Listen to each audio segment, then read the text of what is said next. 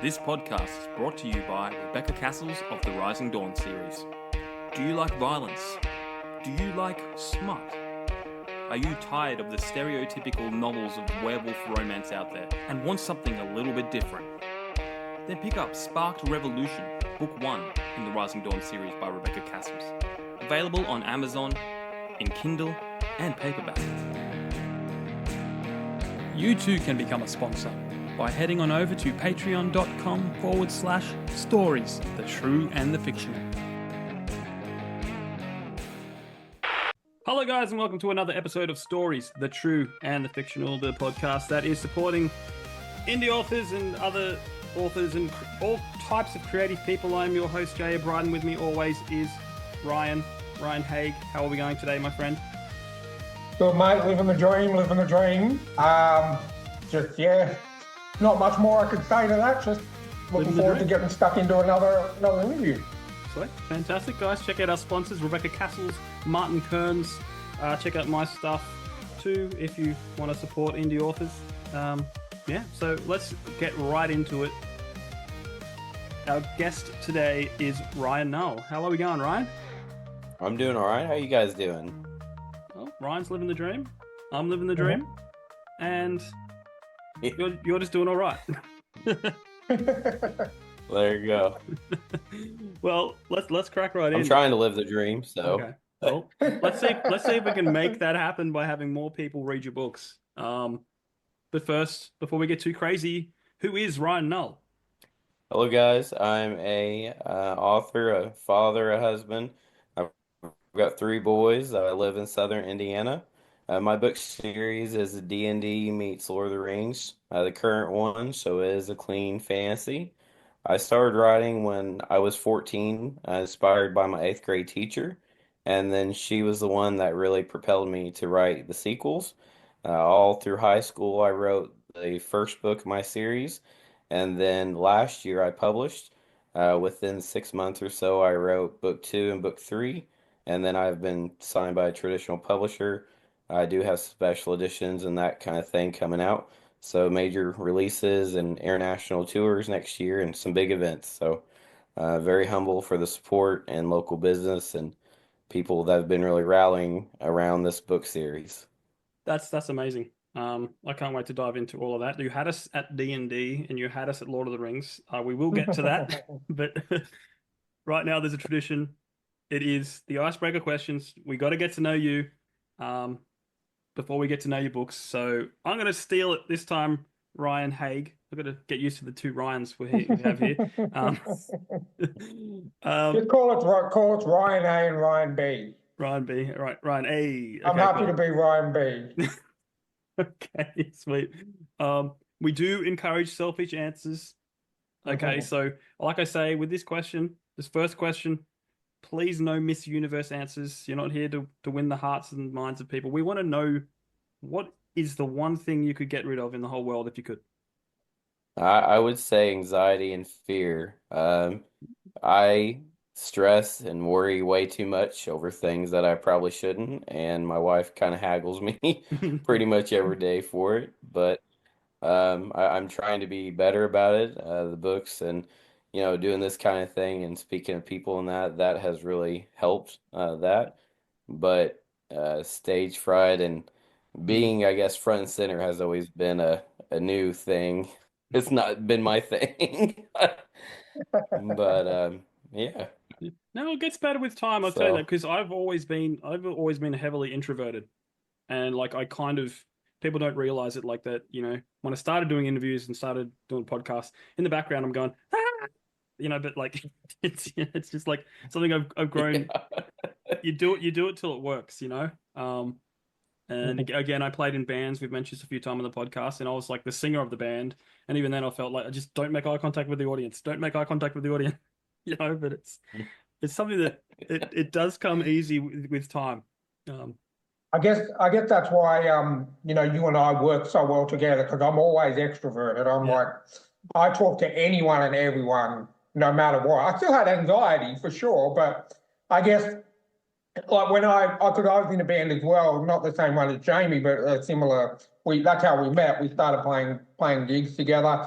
And I would be super nervous, but then as soon as I step on the stage, it would all go away.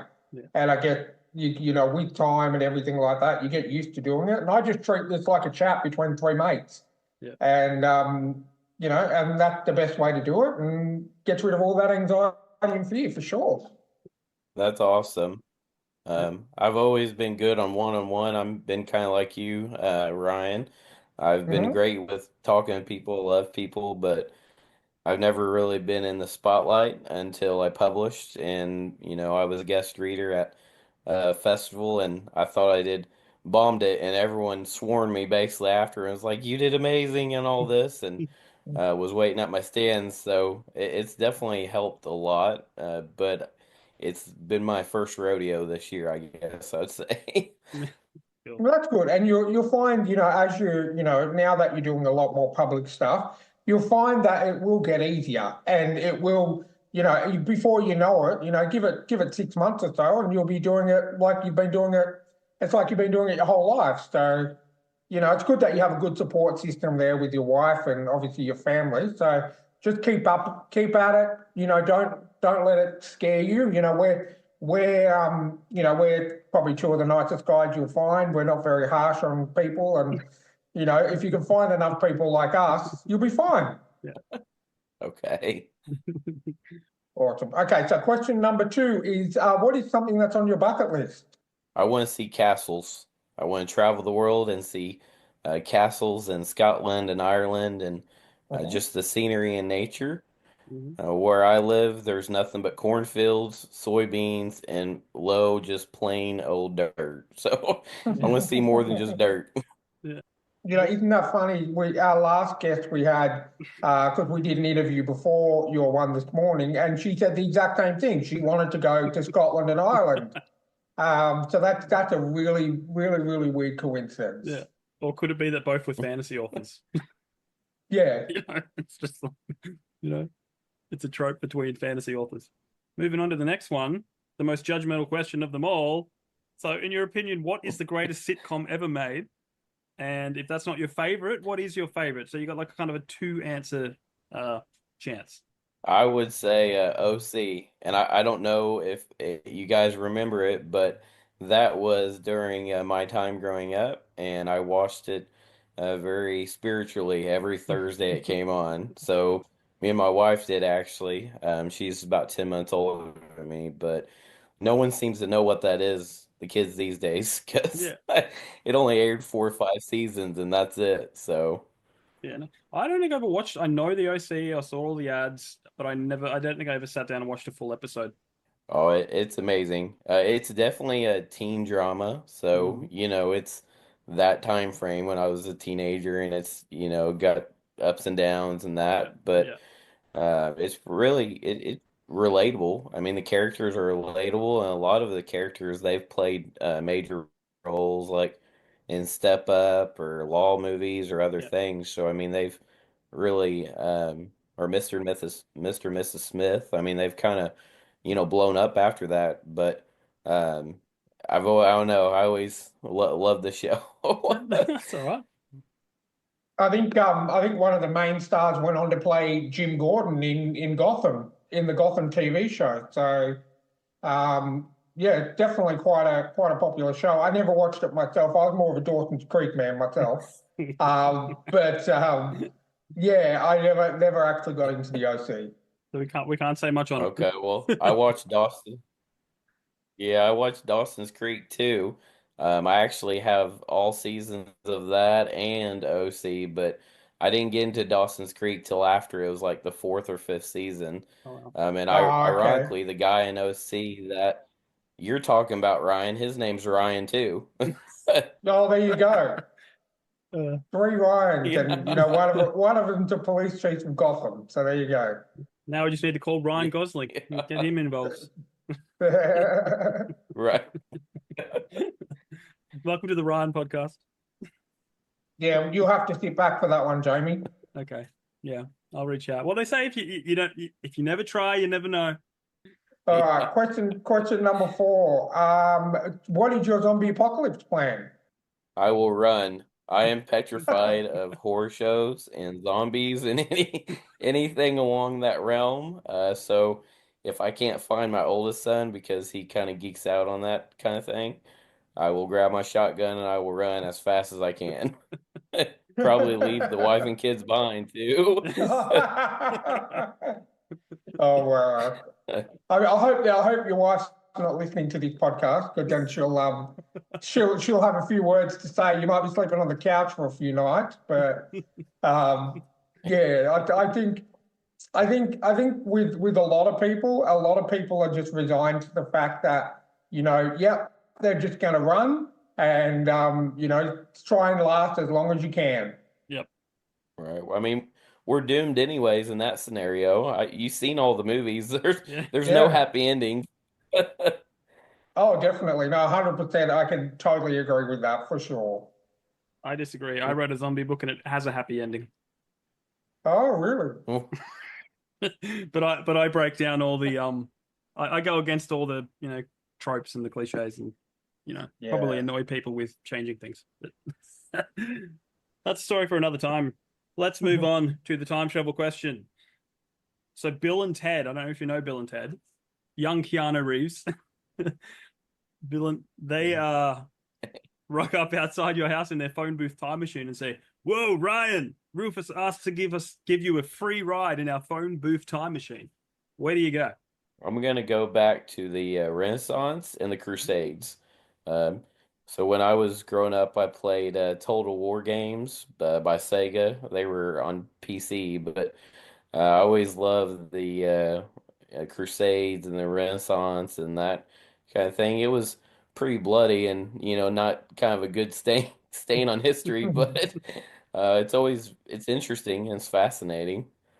Now, you wouldn't get too close. You just watch from the outside. You wouldn't want to get pulled into it. I don't know. I don't know. I've always been an archer or a swordsman, so I like bows and I like swords. So Rock up. Do you need a bowman? Well, we flew through them, didn't we? Yeah, definitely. Um, well, let's get to the fun stuff.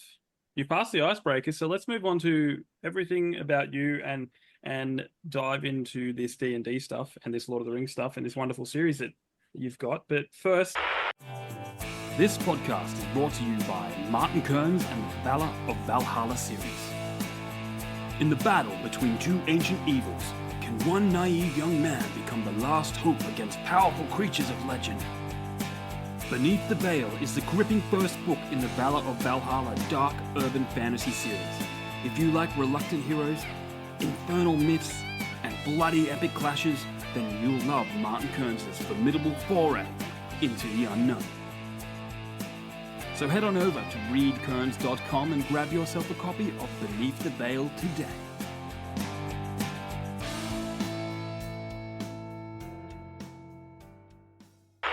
I think you touched on it a little bit at the beginning, but how did writing start for you? Where did it all begin?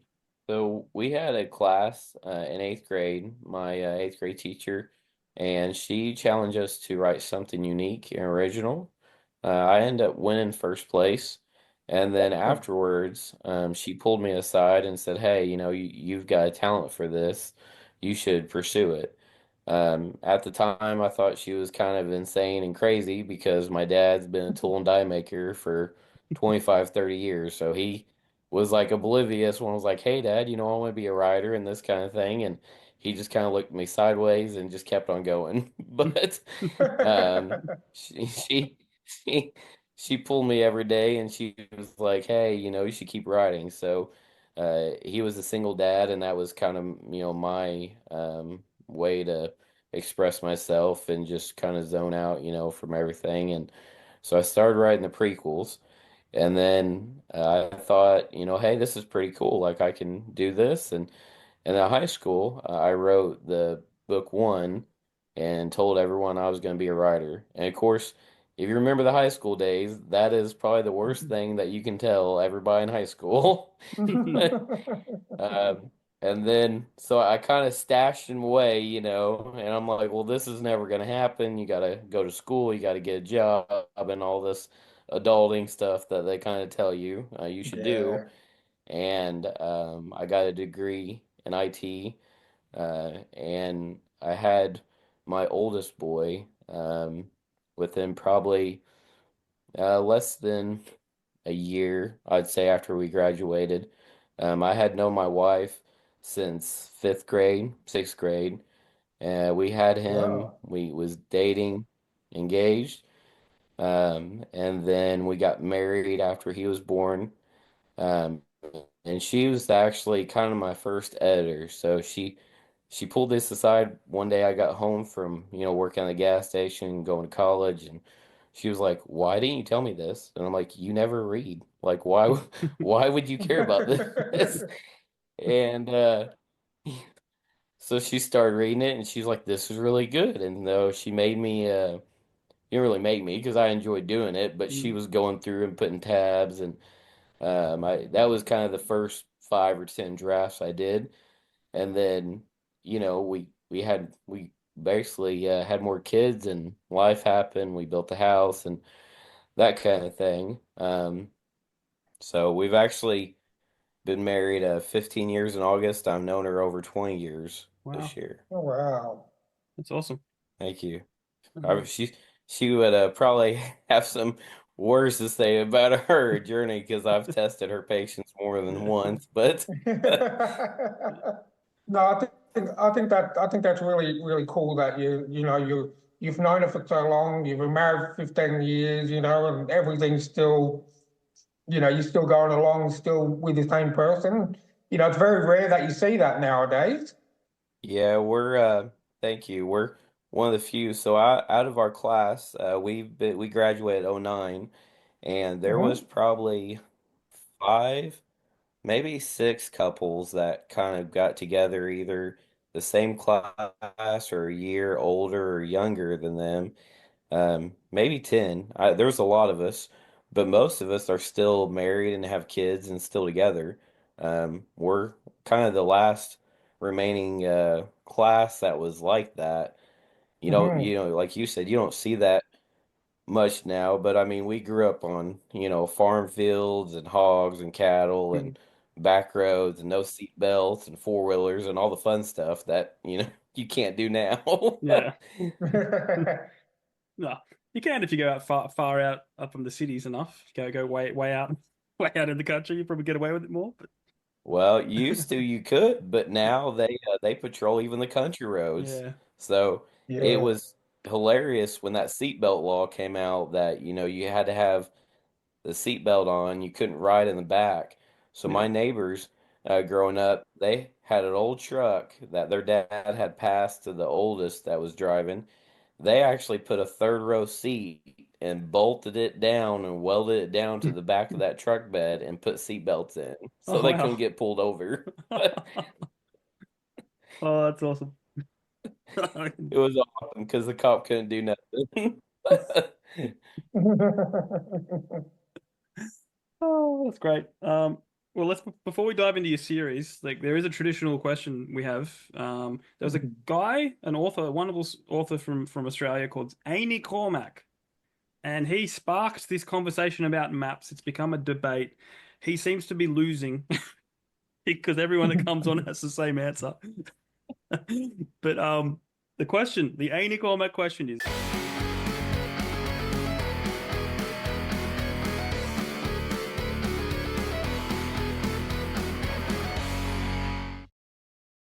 Maps in books, yay or nay?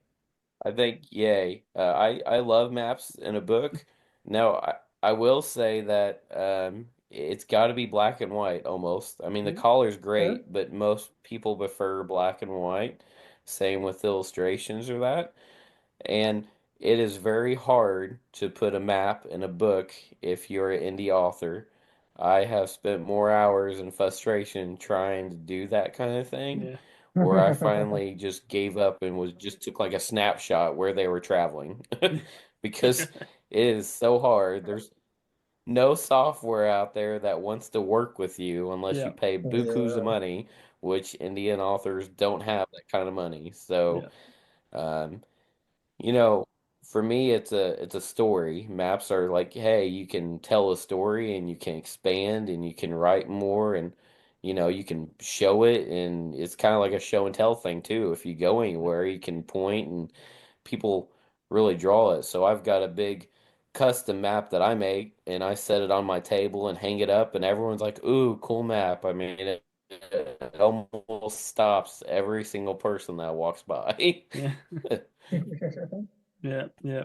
Our last guest, and I, it does my head in that I didn't see it, but behind her, she had like a framed map on the wall, and then we asked her the question, "How do you feel about maps?" And it's this big map in the back. It's just funny. That's awesome. My map is the most expensive merchandise I sell because I have yet to find someone local that can kind of do that thing. Yeah, So Vistaprint is the only place I know, and of course yeah, they charge out the wazoo for shipping or really anything that big. Yeah. yeah. So, but it's a great visual. Oh yeah, yeah, yeah. I use Vistaprint for some of my stuff, but I found a back door to getting prints done because I just got some prints done for my latest book, and it's like a Photoshop, and so basically I'm just giving them art and they're printing it out like a photo, and it cost me like $1. What it like? It cost me hardly anything to print out a piece of art, and it's just been a good, sneaky way to get a whole lot of prints done at a very very cheap price. They can't do too big though, but Yeah, that's awesome because I mean Vistaprint charges a ton. yeah, they do. They always go, hey, give us the more you order, the cheaper it is. But then is it really? Because you're ordering more, you know? Exactly. Right. Yeah. And you can never get it like right above 100 to where you get free shipping. Yes. It's always like Yes. $5 or $10 more. Yeah, so you have to order something more, and I don't want that. I just want this. Uh, this podcast is brought to you by Vistaprint. No. Well, let's talk your series. What's the name of the series? How did you come about creating it? Throw us into the world. So the world of Azrin, that is the world that this series takes place. There is actually three ages. I haven't had time to create the first map, basically the first stage for the map for the first stage. This map currently that will be in the books is age 2 through 3. Um, Mhm. and if you think of like a catalyst, basically how the world was shaped, it was all pieced together and everything. And then after, earthquakes and dinosaurs and all that, it kind of separated. Well, that is the after part of the Mhm. Azran. The series, the Flare Chronicles, is what it's called. There was 3 books, but I built the world enough to where I can write over 300 books in it. And, Wow. growing up, I've got about 80 Dragonlance books. Thank you. I love Dragonlance. I loved it a lot. I've got about 80 of them so far, but the cool thing about Dragonlance is that Margaret Weiss and Tracy Hickman wrote probably 3 or 4 like original ones based off of a video game. It literally was a video game they thought it'd be cool to be in a book, and it just, I mean, 40 years ago, and it just people ate it like candy. But they Mhm. created a map that is not really similar to mine, but it's as immersive as mine. And from that, people will have co-authored or they've expanded the world, and they kind of have the same thing. They've got a catalyst map and then after a catalyst map. So Okay. that's kind of what I did with the ages. And I named it Azarin because it means strong and powerful. And then I named the series the Flare Chronicles because I wanted the flare being like a spark. I wanted it to spark so big and grow so big that every person in every household in every country would be like, "Hey, I love this book. I want to, do some D&D stuff, or I want to watch Lord of the Rings or really get into it." So that was the idea behind it. And then Mhm. the first one is called Into the Blaze, and I've basically dedicated that book to my 8th grade teacher that I was speaking about earlier. So she Yep. did pass away with breast cancer, but Oh, she was such an inspiration, and without her, this it kind of I wouldn't be where I was. So I really wanted to give back to her and the community, and I really dedicated the first book to her, and I just felt it was the right thing to do. yeah. I really like hearing stories from our authors, where they've had a lot of people sort of not give them the support in the early days, but then having that one teacher who said, you know what, you should really, pursue this. And then the fact that you did, and now obviously you're becoming a successful author, and you take the time to dedicate back to that. You remember that one teacher who was like, this is something you need to do, when you spend that time to dedicate your work to them. So I think that's really good. Thank you. I appreciate it. She was such an inspiration. I mean, she was really the kindest soul, and I mean, she didn't have to pull me aside, and read my stuff and the prequels I wrote. She didn't have to read those and critique them. And like I said, my dad was a tool and die maker. He still is. And he's a great guy, but he's more of a like physical hands-on machinery, Yeah. molds, metal, and plastic. So yeah, he just doesn't get writing. Yeah. Oh, which I mean, he works for Toyota now. He's been there probably almost 25 years. And it's really cool to see that, where I started last year, and it's not even been a year, and where I'm at today. And he's like, hey, I want to read your stuff, or hey, like he keeps talking about it. And I mean, that for me, that's huge because when I was 14, 15, which the cool thing about book three, it'll have, my map I drew on a little two notebook, old, college rule paper that I pieced together, pieced together. It'll have in the back of the cover with the message I wrote for all my readers. But you know, it just wasn't his thing. I mean, he was a single dad, and he worked 14, 16 hours a day, and my great grandma took care of Yeah. me, and he just wasn't interested. And then, to now, he's like, "Hey son, like this is cool. Like believe in yourself. Like you're doing awesome." So it's just been humbling, I would say, all around. That's fantastic. So, do you have an end in mind for this series, or are you just going to keep going until there's nothing left to write? So currently, I do a lot of reader engagement and polls on Facebook, and well, Instagram and Twitter and LinkedIn and that kind of thing. Um, so I had finished the series, and I was looking about, hey, I want to publish book two, and so this was November, December, give or take. I finished it last year. Was looking ahead, and they said I should write a spicy romantasy, which is crazy because it's complete other end of the spectrum. And I'm like, well, I've never written that before, but okay. And so that's what I'm almost done. I've only got about 10 chapters, but I've been working really hard on the past 4 or 5 months. And my goal is to come back and to write the prequels, um, and then basically continue it. So the biggest, not really complaint, but the biggest thing that people are like, hey, I want to see more of this is because this first book, it just throws you into the flames. So it really fits Yeah. the title, Into the Blaze. So it throws you into that world. There's not a lot of backstory. There's, three companions that we see within the first couple books, books within books, basically, of it.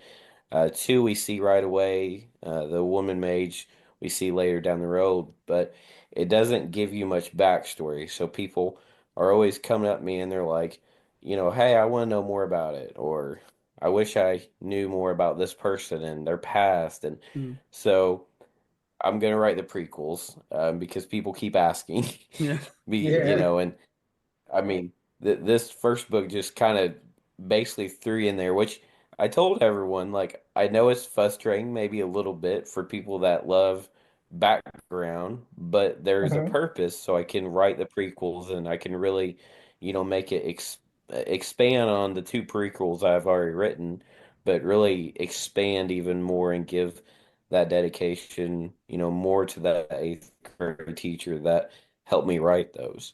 So, and I don't, have you guys read Dragonlance books or anything, Forgotten Realms or anything like that? No, no. I No. did not do much reading. Like I've mentioned this a few times.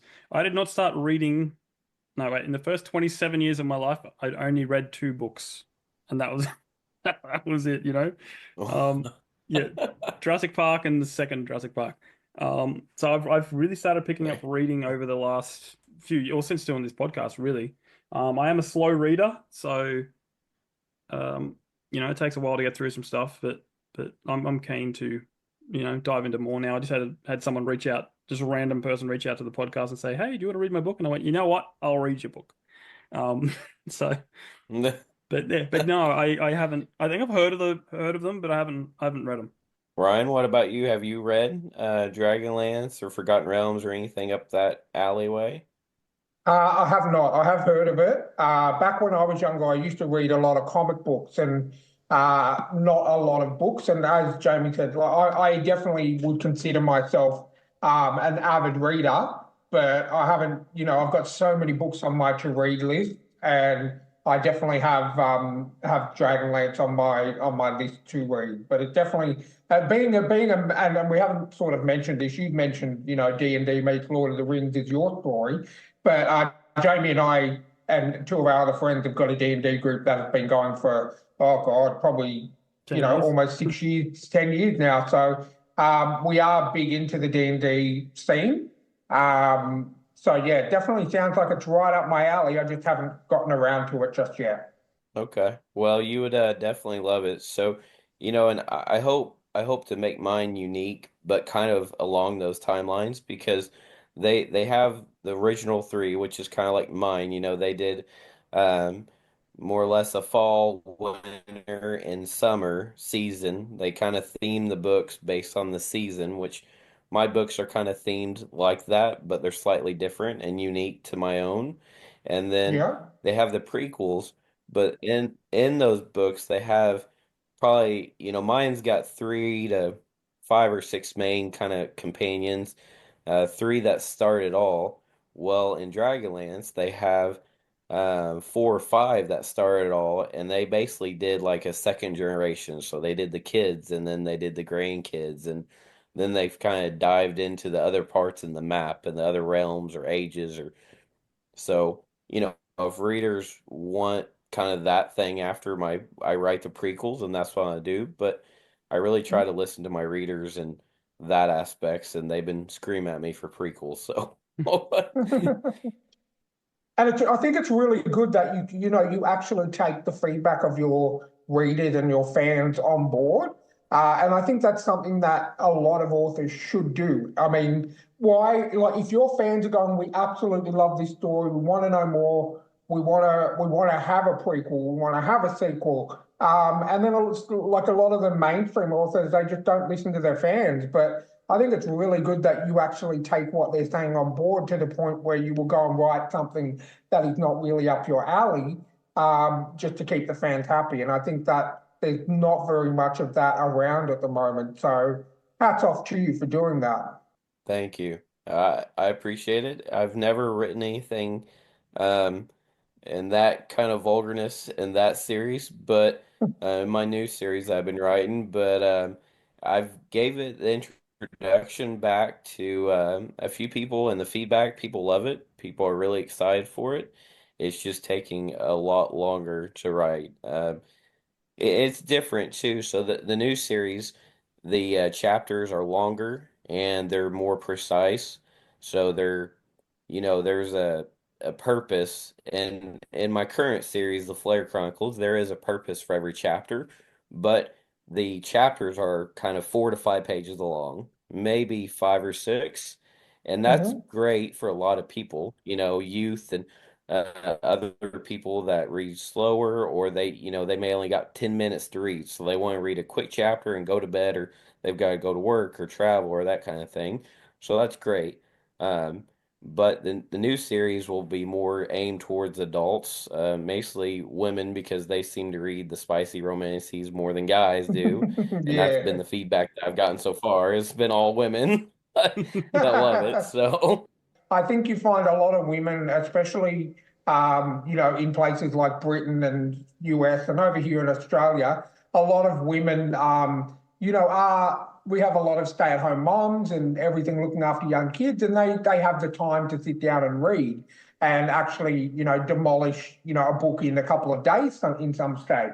So I think that's why you're going to you have a lot of success with that book because a lot of the women are the ones who actually have the time to read it. yeah, and I mean, I've got readers now in basically every country. I mean, I've got in Bulgaria and Canada. I've got some in Australia there, New Zealand, UK, and I've got some in Hawaii and Mexico and really everywhere. It's kind of really branched out. So, um, people love D&D and people love Lord of the Rings, and so people have been loving that series. And then, I do follow what my readers want. And the cool thing about like my polls or my reader engagement is anybody that wins those, they get their name in the book as a dedication. Oh, awesome. So, Awesome. they're also getting that exposure, and it's also just me saying, hey, thanks for your, attendance, or thanks for participating and feedback and that kind of thing. So people tend to really love it. That's really good. I like that. It helps when you've got a giant dragon. I really love your cover. We'll dive into the cover right now because that's really good art. So Mhm. how'd that come about? So the current edition, my old publisher, they're the ones that did that. And I did learn a lot of hard lessons, and I was new to the world. So in high school and middle school, I read 300 to 400 books a year. And so I love reading. I've read yeah, we've got about seven bookcases like heaping full of books, and I need about two more because my whole family, we just love to read, and we love to read to our kids and that kind of thing. Um, but I've never, when I published, I was new. And so I my old publisher did a lot, and I've learned a lot. The cool thing about the special editions that are coming is that with the illustrations, there'll be 17 kind of scattered throughout. Well, the same artist that has drawn those will be the guy that draws the cover. And I can tell you, if you like the cover now, you're going to be blown away by the special edition covers because they're going to be amazing. But But yeah, no, they are stunning. I mean, I'm a grown-up child. When I see a dragon, I go, ooh, like you're automatically just drawn to it. So, yeah.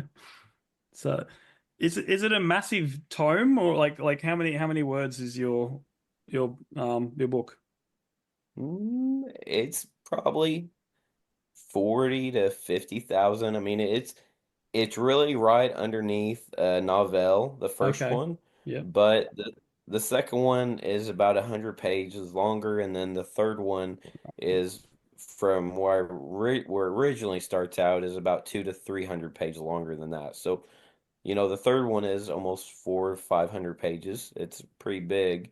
Whereas this one, I think it'll be end up being 170, give or take, by the time Okay. it's all said and done. Cool. Cool. Well, let's get down to the nitty-gritty of it. Like, how'd you go about creating characters for it? Like, how's that process work for you? So generally, I will create an outline on a Word document of possible characters, taverns, countries, castles, dragons, beasts, anything like that that I feel I'm going to pull from or use. And then I've got like a master Excel sheet. So this series, I've got a huge master Excel sheet. It's got about 20 tabs. I created my own magic language in the book. And then by the time you get to book three, I created my own like common language. So like for currently, it's English is our common language Yeah. pretty well across all Mhm. countries. At least it's one of them. In my book, I created my own common language, and I named it. I can't tell you because it'd be spoiler, but I named it something else. And so I've got tabs for that. There's something else I can't tell you in the special editions that I did. I seen from another author. I'm like, hey, that's cool. Like people can relate to that. People love it.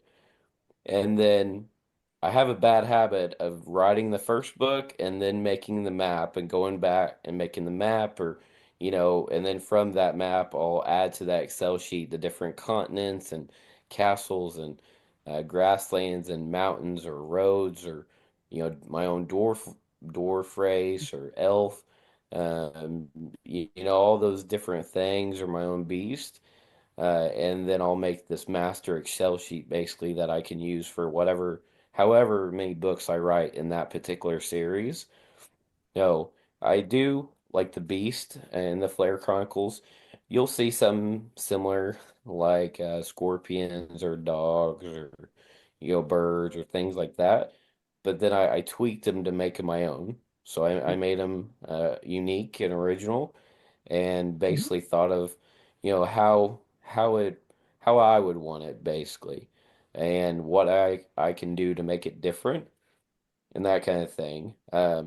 In this series, the main character is Daniel, and ironically enough, he was named after my younger brother. He's the baby of all of his brothers and sisters, and his name's Daniel. So my mom had 7 kids. I'm the third oldest. We've got 3 different dads, and yeah, yeah. So I was the only one from my dad, and then there's 3 from one and 3 from another. Mm. But going to her house every weekend and half the summer and every other holiday and that kind of thing, I got to really be a pivotal person in my younger brother's life, Daniel. And so when I was writing that, he was, probably, I think he's 20. So he would have been about 5, maybe a little bit younger than my youngest son, and seeing him grow was just an amazing thing, and I tried to reenact that in the book series just from my experience of help raising him and seeing him grow to who he is now and the person and how he's changed. And you'll see that in my books, where the characters are and where they are, at the end, you'll see that growth and just all those different ways. Um, Trisha, which is another one of the main 3, the trio in my series. I dated a girl named Trisha, and she was a great girl, very spunky, but I was 14, 15, but she had seen kind of some hardships in her life, and she was really afraid to show the world who she was, and she had a great heart, but the world was kind of mean to her, and so I mirrored that character off her. And I hopefully one day I can meet her. I haven't seen her in almost 20 years, so hopefully Uh-huh. one day I can meet her again. It's been so long. Yeah. Um, and then Brocktree, which is the third kind of main trio through the whole series, he's a swordsman. He's a legendary swordsman. And between bows and swords, I just like bows and swords. So everyone loves a good hero and honor person. So he Yeah. was kind of just that third wheel in the chess piece, so to speak. That's awesome. So something we rarely ever touch on in this podcast, ironically, but like, who are some of your inspirations, your favorite authors? Like, where do you think you get your writing style from? My writing style is definitely again Dragonlance. I read so many books of those, and a matter of fact, one year I was like, I just want Dragonlance books for my birthday, and Dad's like, you just want books, and then he was like, one series. I'm like, yeah. So I got like 20 books at Barnes and Noble. I was so happy, but Awesome. uh, Nice. it was pretty cool. I had a stack like that. You know what I mean? It was just Yeah. huge.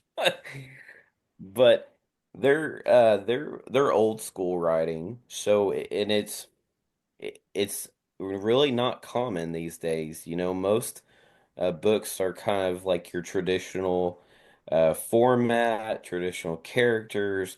They don't touch on some of my stuff that touches on like darkness in the world or hope and inspiration, troubles or hey, we're all human. I mean, we got to make some hard decisions that kind of suck, and it's not easy. And most books you won't see that. So my books are really that old English kind of style writing. And I don't know if you guys know who Brian Jacques is. He's passed away, but he wrote Redwall series. So if you Oh, ever right. heard or read Redwall, and I love those books. I've got about 10 of them too, and there's about 20 in the series as well. Excellent. One question that I like to ask authors, as I mentioned, I grew up mainly reading comic books with books thrown in here and there, but I'm just on Amazon now looking at, as Jamie mentioned, the cover of your book is absolutely, I absolutely love it. Just, with the dragon on the front, breathing fire, and it looks really, really good. So tell me, did you design that cover yourself, or did you work with a cover artist, or how did you go about doing that? So I worked with my old publisher. I basically told Mhm. them how I wanted, like what was my vision, more or less. And, I wanted something interesting. I wanted something that would bring people in. I love dragons, so I wanted it to have dragons. And basically gave them like an outline, more or less. And then they designed it. Now my new publisher, he has his own artist. He's from Turkey, but I can say his drawings are just amazing. I mean, he's such a good graphic designer and drawer and illustrator, and I've told that company, which his name's Arkham, he owns it. So I've told him kind of what I thought and gave him an outline. And the nice thing is, it'll be the same person that's doing the illustrations will be doing the front cover as well. Um, Oh, cool. and they're amazing. So lots of cool stuff coming. Yeah. Do you ever do any prints for your stuff as well? I know I've started doing prints for my books, but like just selling the artwork, are you allowed to do that? I am. Yeah. So I will. It is one of the merchandise items I Yeah. will be expanding. I just have to wait to launch. Yeah. Currently, I sell coffee mugs, tumblers, bookmarks, Cool. my map, and then at a book launch, I'm expanding to the prints, tote bags, a calendar, a mini calendar, and postcards. So Excellent. as well. Yeah. That's I think that's something people I think a lot of authors neglect that. The fact like if you've got really good art, you've got so much merchandise potential.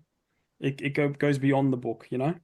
It does. The books is great to be an author. It's humbling. You meet a lot of nice Yeah. people like you guys and readers and you get to see the world like um not not this weekend or last, but a couple weekends ago I was at Iowa, state capital for that festival. Then the next weekend I went to Florida to Pensacola and I was a guest reader. And then the weekend after that I went to Ohio for a bookshop, and they carry my merchandise and my books now. But and it goes beyond just the books. The books are cool, and that's a Yeah. really cool thing to have. But Mhm. readers want to hear. They want to hear you reading, and they want to buy your merchandise, and they Yeah. want to, see you give advice. I mean, I've helped fifth grader. I've talked to fifth graders and second graders and middle schoolers, and answer questions. Or, Mm. someone's like, "Hey, I'm dyslexia. Can I write a book?" I'm like, "Yeah, you can write a Yeah. book." Like, Yeah. every you can write a book, and they're like, "Well, everyone told me that I couldn't." Yeah. So the books are awesome, but being that role, that leader and role model and inspiration is, to me, way more than anything that I could ever write. Yeah. I think that's really good, when you get to answer questions for some of the younger generations and there's a lot, like I mentioned before, there's a lot of people who will tell kids, no, look, you can't do that. Or, even, nice parents, they don't want to set their kids' expectations too high because they don't want to see their kids fail. But all it takes is one or two people to say, yeah, you can do this. If you believe it, if you want it, if you put in the work, you can do this. And I think that's really great that you get to be one of those people for those young kids. Thank you. It's been very humbling, and like I said, my eighth grade teacher, she was just such a huge impact on my life. And in this way, Mhm. I also feel I'm honoring her and giving back that dedication that, Yeah. I can provide that hope to people when I was 14 or when, if they're 10 or 9 or 8, that age, because you're right. Like, a writer is not something that you go to college for. It's not the traditional path. So Yeah. most parents would be like, well, you got to make a living, you got to pay Yeah, bills and have a house and that. So why don't you do this? yeah, So it's been very humbling and inspirational in that aspect too. that's great. Well, I think now's the perfect time to dive into our Patreon. But first, let our non-Patreon members know where they can buy your books, where they can follow you, your social media, and all of that stuff. So the current website is theflarechronicles.com. I am in the process of rebranding it. It will go to authorryannull.com. So if you search for it, the domain's just going to spin and say, hey, we can't find it, but give it about a month or two and everything will switch over there. I do promote very heavily on Facebook, Instagram. I'm on LinkedIn. I'm not very good at TikTok or YouTube, but I do have a YouTube channel that I talk about characters and hope and inspiration. And I take pictures of my travels. And I've got street teams all across the world, and they create some awesome reels. The ladies are great at, giving advice and asking for advice and that kind of thing, and they kind of help me with questions or reader input as well. And I do have a TikTok. I'm just not, again, not very good at it. I haven't Yeah. cracked the code yet on that one. Yeah, I've been staying away from TikTok. I don't know, it doesn't appeal to me, you know. It's like I do Instagram. I've started doing Instagram lives for the authors and stuff like that, but TikTok, it almost feels I feel like I'm too old for TikTok, you know? Yeah. Yeah, I mean, I am everywhere on social media. One of my street team ladies does run a Pinterest group. It's pretty cool. She's pretty good at it just because I don't have a lot of time. Yeah. I'm also on Goodreads. I have a blog I write once a week, sometimes twice a week on different subjects or travel or characters and that kind of thing. So people have seemed to really love the character series and beast series. But I'm definitely on LinkedIn, Instagram, and Facebook every day, or my cell or email. I'm on email every day too. Mm, So I stay pretty connected. yeah. Well, guys, check out all of Ryan Null's stuff. All the links will be down in the show notes. We are going to dive into the Patreon now for all the fun of the quickfire questions. Um, these get pretty wild sometimes, guys. So please consider throwing a few bucks our way and joining the Patreon because we're building this community of authors. And yeah, let's jump right in. Fantasy or sci-fi? And this is going to surprise you. What is the first book you ever remember reading? In the spirit of Gumby, if you could jump into any book, you don't have to live there, you can just visit, what would it be? I think that's the answer I've always wanted, you know?